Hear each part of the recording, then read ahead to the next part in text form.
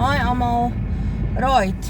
Ek het vanoggend ek probeer om 'n video te doen, maar jette, elke keer val ek oor my woorde want ek weet nie wat om te sê nie. So ja, ek gaan vanoggend salonafspraak gehad, soos ek gesê het, gaan 'n malweek wees. En intussen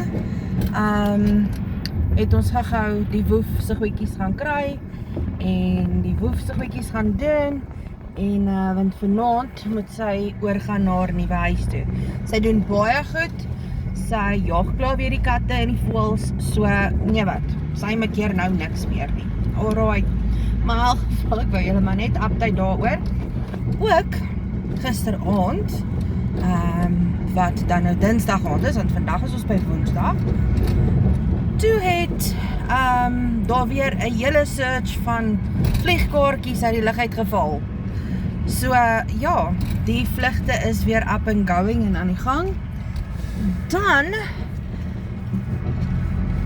en ook iemand het ons ken, let wel. Hulle het ook laat weet, hulle goedjies is deur. En dan, vanoggend het ons e-possie ontvang dat ons travels aan die go is. Weet jy wat beteken dit? Dit beteken oor 2 weke is ons nie meer hier nie. Oor 2 weke behoort ons uit te wees, volgende week hierdie tyd behoort ons actually ons kaartjies te kry, en dan die week daarna vlieg ons uit. So ja, ek stuur julle oukies maar net gou 'n bietjie 'n update, en wys vir julle weer die neighborhood, en ja, maar julle almal moet 'n fantastiese dag hê. Ek wou vir julle genoem het, want dis 'n vraagie wat ek gekry het. Iemand het vandag gevra hulle vir my, maar is dit waar dat jy moes deur een of ander plaasaanval of aanval gegaan het om te kwalifiseer vir die program? Nee, dis bang. Daar bestaan nie so iets nie. Jy moes nie. Dis nie 'n moet nie. Onthou net een ding, as jy inligting wil hê, kan jy op die United States Government Embassy website gaan. Al die inligting is daarso. Dit wys vir julle presies daarso wat is die requirements.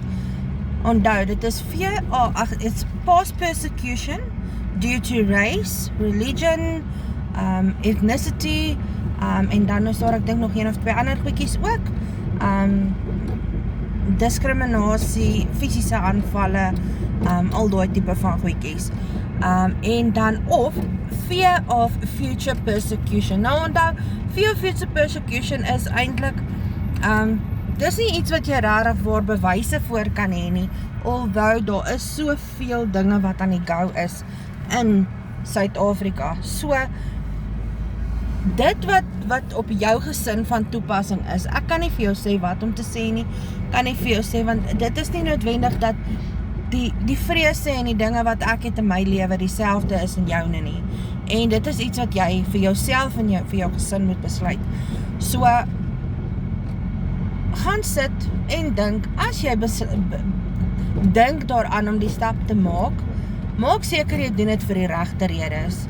Onthou, dis nie 'n immigration, a cheap way to immigrate nie. Hierdie is regtig waar, dit gaan oor jou lewe en jou gesin se lewens. So, neem dit ernstig op en gebruik die program vir dit waarvoor dit bedoel is.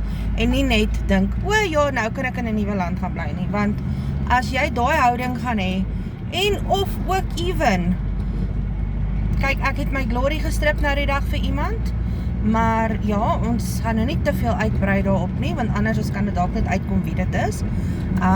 So ja, ek soek nie naamskenningsstories nie, maar nietemin, die punt is, as jy jou entitled life gaan rondswaai en almal anders in risiko plaas, wat in die program is, jy het genoeg geld om te immigreer soontoe as jy wil, of Australië toe te immigreer, of enige plek toe te immigreer for that matter.